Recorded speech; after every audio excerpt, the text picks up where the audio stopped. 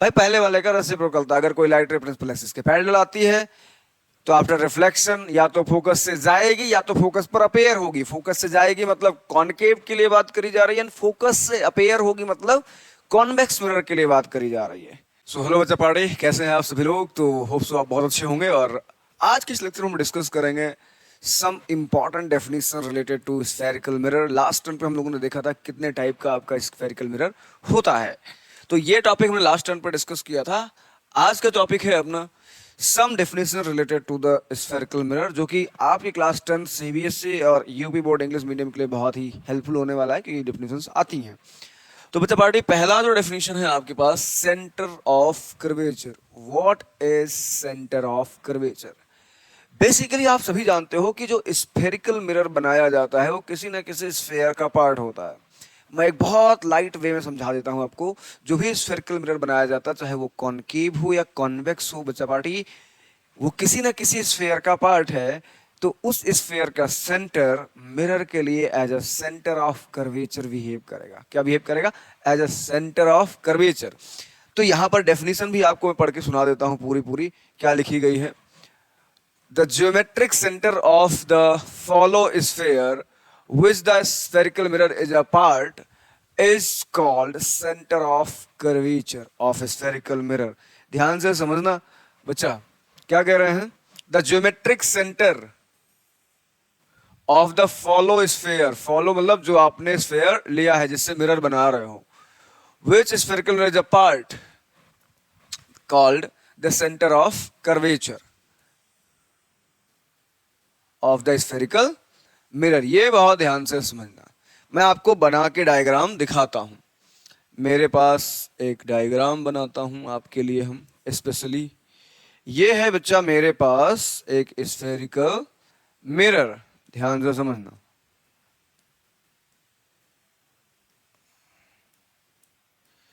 इस तरीके से स्फेयर था ये। अब आप ध्यान से समझना, मैंने क्या किया कि इसका भाई सेंटर यहां पर कहीं होगा। अगर पूरे स्फेयर के लिए बात करूं तो सेंटर होगा, बट मैं जैसे ही इसकी पॉलिशिंग कर दूंगा तो ये क्या बन जाएगा? अपना स्फेरिकल मिरर बन जाएगा। कौन से टाइप का बनेगा? ये बन जा रहा है कॉनकेव, कॉनकेव मिरर। अब क्या हो जाएगा? इसी का नाम बदल के हम रख देंगे C. This is called centre of curvature. अगर मैं इस तरीके से बनाऊं तो ये, अगर इसको अलग करके बनाऊं तो यहां पर इसका जो होगा सेंटर ऑफ कर्वेचर होगा। दूसरे वाले के लिए भी तुम बना सकते हो, कोई बड़ी बात नहीं है आपके लिए। रुको यार, गोला ही बना देते हैं। अगर हम इसको थोड़ा सा इस तरीके से करें, भाई इसका सेंटर इधर कहीं होगा।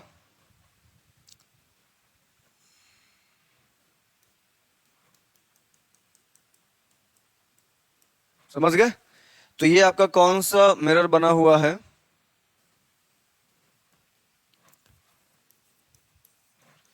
Convex mirror. यहां तक बात क्लियर हुई? This mirror is known as convex mirror.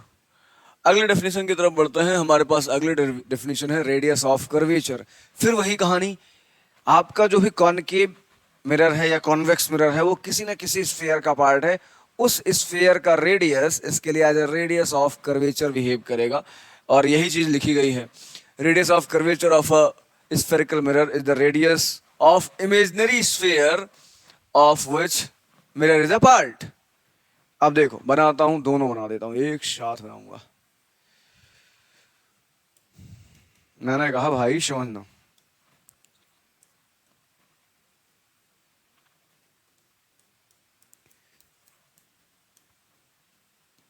ठीक है,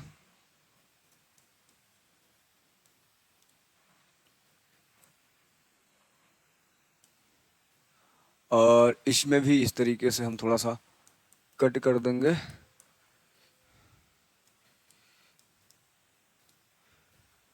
इसकी अगर हम पॉलिशिंग करेंगे बाहर की तरफ तो ये कॉनकेव बन जाएगा। इसकी अंदर की तरफ अगर हम पॉलिशिंग करेंगे बच्चा तो ये कॉन्वेक्स बन जाएगा। बात समझ में आई? और ये क्या बन जाएगा? Centre of curvature. इसका यहाँ पर सेंटर ऑफ कर्वेचर होगा। और यहां से जो ये r डिस्टेंस होगी उसको हम क्या बोल दे देंगे, रेडियस ऑफ कर्वेचर। यहां तक बात क्लियर हो गई तो हम आगे बढ़ते हैं। कह रहे हैं pole, the centre of the reflecting surface of a spherical mirror is called its pole. जो रिफ्लेक्टिंग सरफेस है उसका सेंटर जो होगा क्या कहलाएगा आपका, पोल। जस्ट लाइक दिस, अगर मैं बोलूं ऐसे, भाई देखो 2D का बना पा रहे हैं हम लोग, 3D का बना नहीं पाएंगे, बाहर तो निकाल नहीं पाएंगे बच्चा। तो देखो कुछ इस तरीके से मान लो आप बनाओगे कॉनकेव वाला एम डैश, तो इसका जो सेंटर पॉइंट होगा उसको हम क्या बोल देंगे, पोल। यही सेम तुम्हारा हो जाएगा कॉन्वेक्स वाले के साथ। यहां पर जो बीच में पॉइंट आएगा उसको क्या बोलेंगे, पोल, एम डैश। बेसिकली डेफिनेशन बहुत अच्छी अच्छी लिखी गई है, इनको पढ़ना बहुत जरूरी है, आप याद भी रखेंगे और विजुलाइज करेंगे, और आने वाले समय में इसके हम प्रैक्टिकल्स भी कराएंगे और आपको दिखाएंगे फिजिकली कि कहाँ पर सेंटर ऑफ कर्वेचर होता है, कहाँ पर पोल होता है, किस तरीके से सारी चीजें होती हैं। ये देखिए अगला डेफिनेशन है प्रिंसिपल एक्सिस। पोल और देखो simply pole and centre of curvature को ज्वाइन करने वाली लाइन क्या हो जाएगी, प्रिंसिपल एक्सिस। तो the principal axis of a spherical mirror is the line joining the pole and centre of curvature. अगर मैं यहां पर बनाऊं, देखो ध्यान से,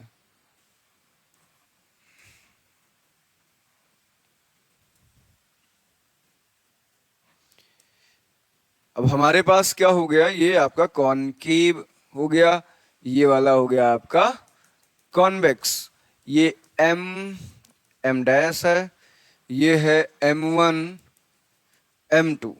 इनके बीच में कहीं पर क्या बनेगा, पोल, और इसी के सीध में आपका सेंटर ऑफ कर्वेचर बनेगा, और यहां पर भी बनेगा पोल और इसी के सीध में बनेगा सेंटर ऑफ कर्वेचर।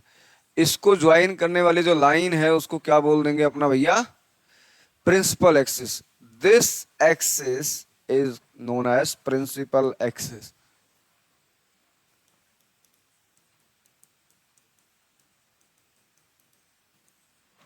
इसको क्या बोलेंगे, प्रिंसिपल एक्सिस। यहां तक बात क्लियर हो गई। अगली डेफिनेशन है aperture, the diameter of the reflecting surface of spherical mirror is called aperture. Basically अगर तुम ध्यान से देखो बच्चा, तो 2D का तो होता नहीं है जो मैं ऐसे बना रहा हूं लाइन, ये कुछ इस तरीके से होता है। ये डिस्क टाइप का होता है, बट डिस्क क्या होती है, फ्लैट होती है, बीच में क्या होता है, ये थोड़ा सा गहरा होता है या उभरा हुआ होता है। अगर हम उभरे हुए पार्ट पे पॉलिशिंग करते हैं तो क्या होता है, गहरा हुआ, जैसे ये मान लो इस तरीके से कटोरा टाइप का समझ लो। अब इसके ऊपर वाले पार्ट पे पॉलिशिंग करेंगे तो ये बन जाएगा कॉनकेव, और ये जो इसका डायामीटर आएगा, आप समझना, ये एक सर्कल टाइप का बनेगा, इसका जो डायामीटर आएगा उसको हम क्या बोलेंगे, अपर्चर। आई बात क्लियर समझ में? तो देखो अगर हम इसको बनाते हैं इस तरीके से, तो भाई ये पूरा स्फेयर इस तरीके का बनता है, तो ये जो डायामीटर होता है इसको क्या बोलते हैं, ये देखो इस तरीके से इसको हम पॉलिशिंग दिखा देंगे, ऐसा ना लगे कि तुम पॉलिश नहीं करा गया है। ये जो डायामीटर होता है वो क्या होता है, अपर्चर होता है। सेम थिंग आपके कॉन्वेक्स वाले के साथ भी हो जाएगा। अगर मैं बनाऊं तो इस तरीके से बनाऊंगा, है ना, ऐसा बाउल, इसको क्या बोल देंगे, अपर्चर बोल देंगे।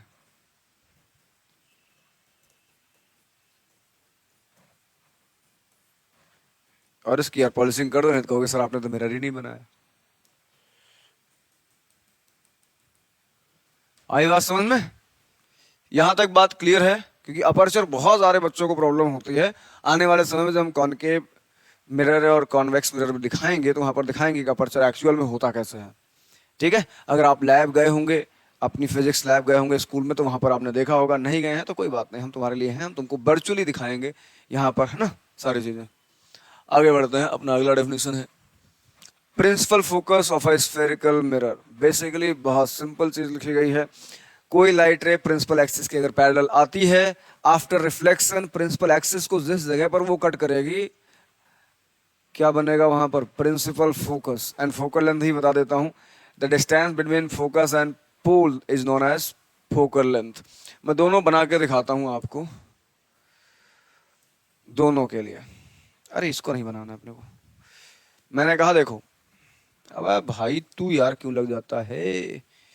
ये अपना है कॉनकेव मिरर, ये है पोल, ये है सेंटर ऑफ कर्वेचर, ये है मिरर का नाम ले लो एम डैश।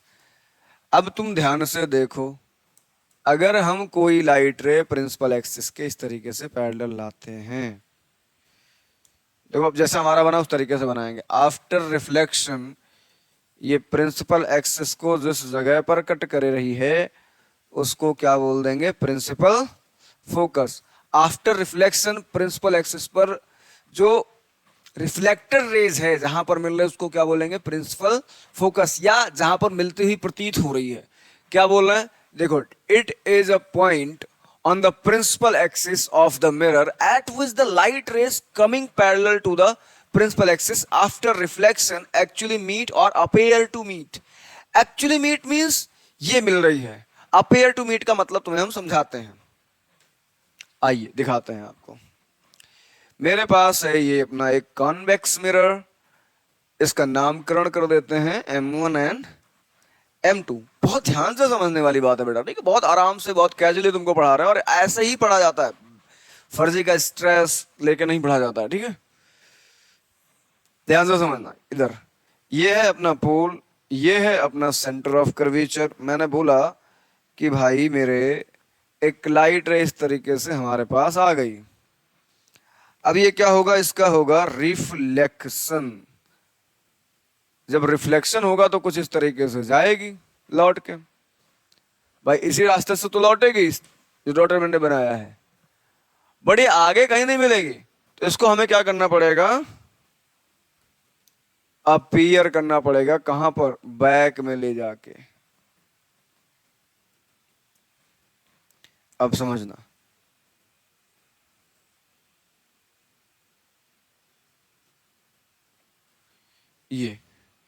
ये लाइट रे आई इस तरीके से चली गई और जहां पर ये अपेयर हुई वहां पर बना फोकस। तो इस फोकस को हम रियल फोकस भी कहते हैं और इस वाले को कहते हैं वर्चुअल फोकस। कई बार एमसीक्यू में पूछा जाएगा कि कौन सा ऐसा मिरर है जो वर्चुअल फोकस देता है, तो आप ये कह देना कि भैया जो कॉन्वेक्स मिरर है उसका फोकस कैसा होता है, virtual, just because behind the mirror है, फ्रंट ऑफ मिरर जितनी भी चीजें होती हैं रियल होती हैं।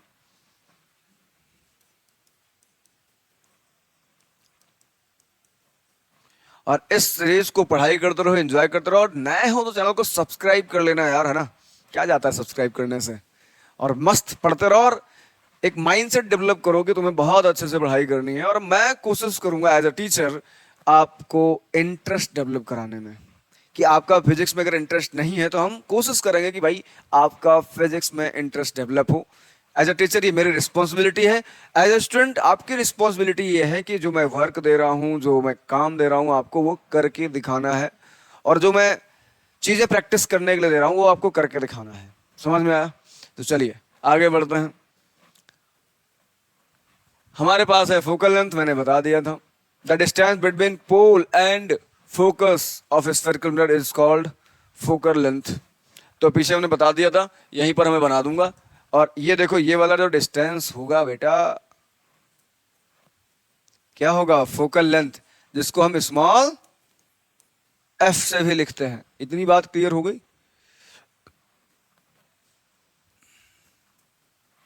चलिए, ये एक चीज इसमें छूटा है, मैं वो आपको कराता हूं, ध्यान से समझना। Relation between focal length and radius of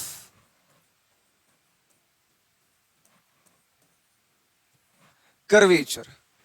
भैया हमको रिलेशन बताना है किसमें, focal length and radius of curvature में।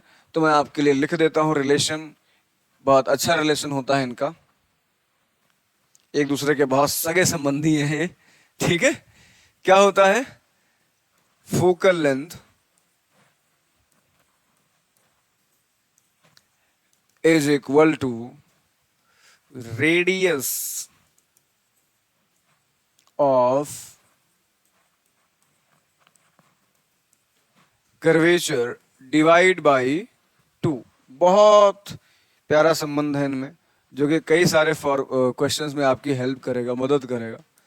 इतनी बात समझ में, और बहुत सिंपली छोटे में लिखना चाहो तो radius focal length is equal to r by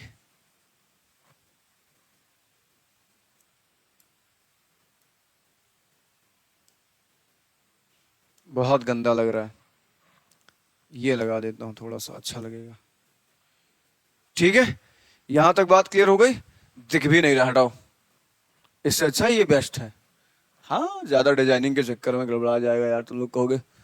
okay, image formation due to spherical mirror, बहुत इंपॉर्टेंट टॉपिक है। हम लोग इमेज फॉर्मेशन देखने चल रहे हैं स्फेरिकल मिरर के अंदर। उससे पहले पढ़ेंगे हम रूल्स, कि ऐसे कौन कौन से रूल्स होते हैं जिससे हम स्फेरिकल मिरर के अंदर इमेज का फॉर्मेशन करते हैं। यहां तक क्लियर है? और अभी मैं बता दे रहा हूं, कॉपी पेन लेके जरूर बैठा करो। जब ऑनलाइन लेक्चर देख रहे हो, मेरा देख रहे हो, एज अ टीचर किसी का भी देख रहे हो, मैं एज अ टीचर आपसे बोलता हूं कि जस्ट लाइक अ मूवी मत देखो, या 2x स्पीड करके देख रहे हो यार, तुम नोट्स नहीं बना रहे हो, है ना? तो हर एक गाइडेंस को प्रॉपर फॉलो करो टीचर्स के, आपको बहुत अच्छा रिजल्ट मिलने वाला है बच्चा। ठीक है, अब रूल्स फॉर इमेज ड्राइंग, हम भैया रूल्स देखेंगे। पहला रूल क्या कहता है? रे ऑफ लाइट, ये क्या था भाई, ये तो अलग ही बवाल चीज है। अ रे ऑफ लाइट, कह रहे हैं a ray of light which parallel to the principal axis of a concave mirror passes through its focus after reflection। देखो, कॉनकेव के लिए है, ये कॉन्वेक्स के लिए इधर बना रखा है। a ray of light which parallel to the principal axis of a concave mirror appears to be coming from its focus after reflecting। अब देखो, तुम्हें बात क्लियर होनी चाहिए, मैं तुम्हें समझाता हूं। मेरे पास डायग्राम भी बना हुआ है, बट मैं तुम्हें डायग्राम बना के दिखाऊंगा। बैक वाले पेज पर चलता हूं, आपको दोनों डायग्राम बना के दिखाता हूं,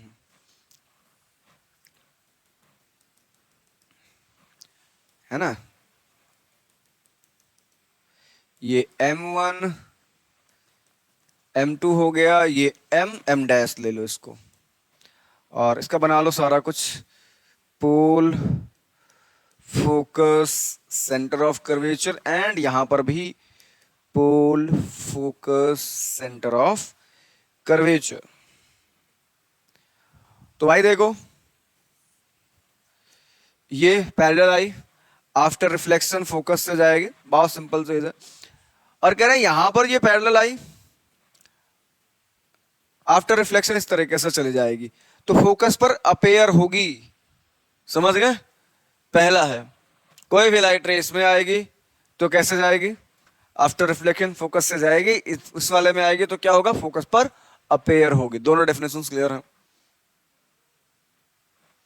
अब कह रहे हैं ray of light passing through the focus in concave mirror और converging at the focus in convex mirror becomes parallel to the principal axis. कह रहे हैं बाद में क्या हो जाएगा? पैरेलल हो जाएगा, किसके? प्रिंसिपल एक्सिस के। मैं इसको थोड़ा सा हाईलाइट करूं, क्या दिखेगा आपको? दिख रहा है अच्छे से, या ब्लैक से करता हूं?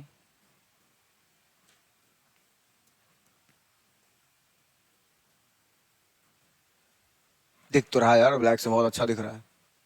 चलिए मैं आपको ब्लैक से इसको दिखाता हूं। ये है अपना मिरर, ठीक है? अब ये बोल रहे हैं कि अगर कोई लाइट रे फोकस से जा रही है, जस्ट पहले वाले का रेसिप्रोकल है बच्चा, इधर समझना। कह रहे हैं अगर कोई लाइट रे फोकस से जा रही है तो आफ्टर रिफ्लेक्शन पैरेलल हो जाएगी किसके?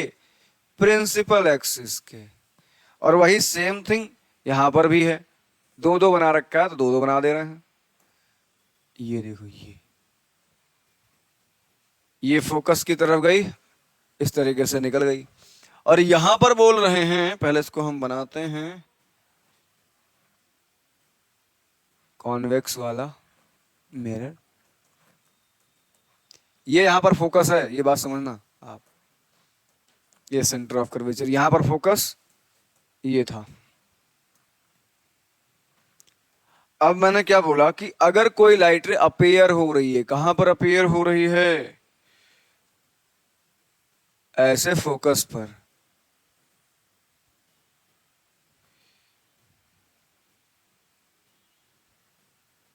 देखो इस तरीके से। अब क्या होगा इनके साथ? ये फोकस पर अपेयर हो रही हैं। आई बात समझ में? ऐसे आफ्टर रिफ्लेक्शन ये क्या हो जाएंगी? पैरेलल हो जाएंगी। किसके? हमारे तुम्हारे नहीं भाई, प्रिंसिपल एक्सिस के पैरेलल हो जाएंगी।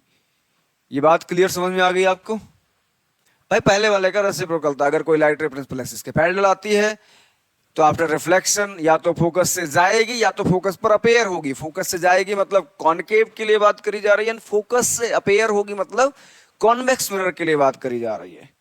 और वही रेसिप्रोकल यहां पर है, अगर कोई लाइट रे फोकस से पास कर रही है आफ्टर रिफ्लेक्शन, वो प्रिंसिपल एक्सिस के पैरेलल हो जाएगी। किसके लिए?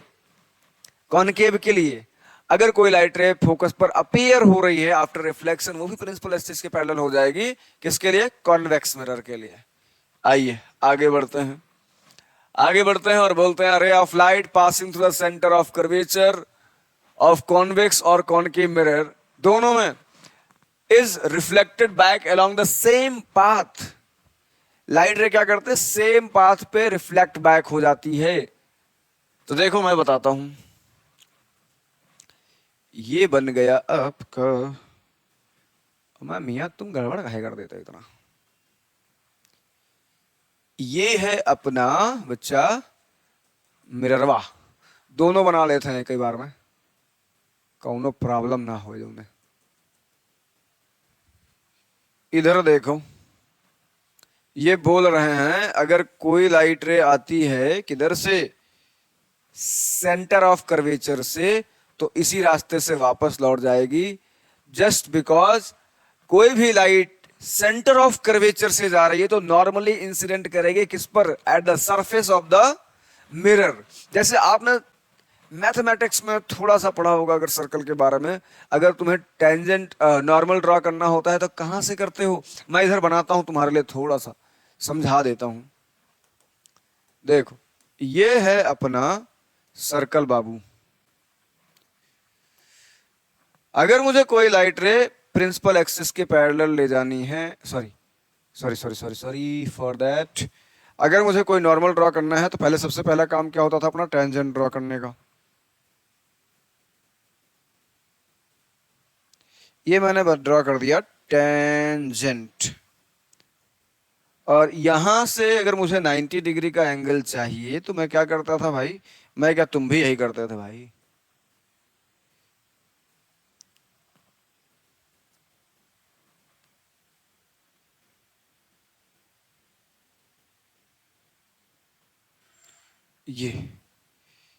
ये वाला भैया, ये आपका सेंटर है। सेंटर से सरफेस पर जितनी भी लाइन जाएंगी वो क्या होंगी? 90 डिग्री। इस पर्टिकुलर पॉइंट पे क्या होगा? ये नॉर्मली इंसिडेंट करेगा। मतलब यहां पर ये जो पर्टिकुलर पॉइंट बन रहा है, यहां पर ये नॉर्मली इंसिडेंट कर रहा है। तुमने अभी पढ़ा है पिछले लेक्चर्स में, अगर कोई रे नॉर्मली इंसिडेंट करती है ये उसी रास्ते से वापस चल जाएगी। जस्ट बिकॉज यहां पर एंगल ऑफ इंसिडेंस जीरो होता है तो आर भी जीरो हो जाएगा। According to law of reflection angle i is equal to क्या होता है? एंगल आर होता है। यहां तक बात क्लियर हो गई? तो सेम थिंग यहां पर भी है। अगर कोई लाइट रे आ रही है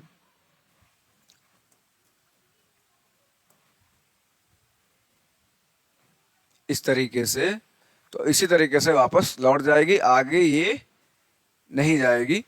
समझ गए? और आगे बढ़ते हैं।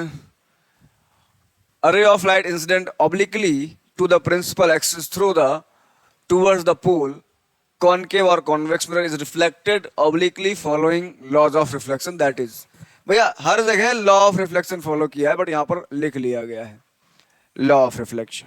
मैं आपको समझाता हूं।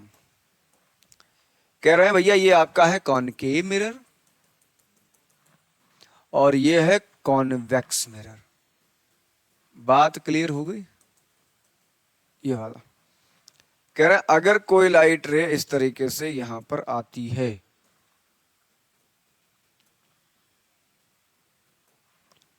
आफ्टर रिफ्लेक्शन क्या करेगी, इस तरीके से लौट जाएगी और ये वाला एंगल आई बनता है और ये बनेगा आर, तो angle i is equal to angle r हो जाएगा। ये भी तुम लगा सकते हो, क्योंकि देखो भैया ये इंसिडेंट रे है, ये रिफ्लेक्टेड रे है, ये बन जाएगा नॉर्मल पोल पे, क्योंकि सेंटर ऑफ कर्वेचर से अगर हम कोई लाइन ड्रॉ करेंगे कहां पर, मिरर के ऊपर, तो वो नॉर्मली इंसिडेंट करेगी। तो नॉर्मल के साथ एंगल आई और एंगल आर बन रहा है, तो दोनों क्या हो जाएंगे, बराबर हो जाएंगे। सेम थिंग यहां पर भी हैपन होगी आपके साथ। ये देखो इस तरीके से,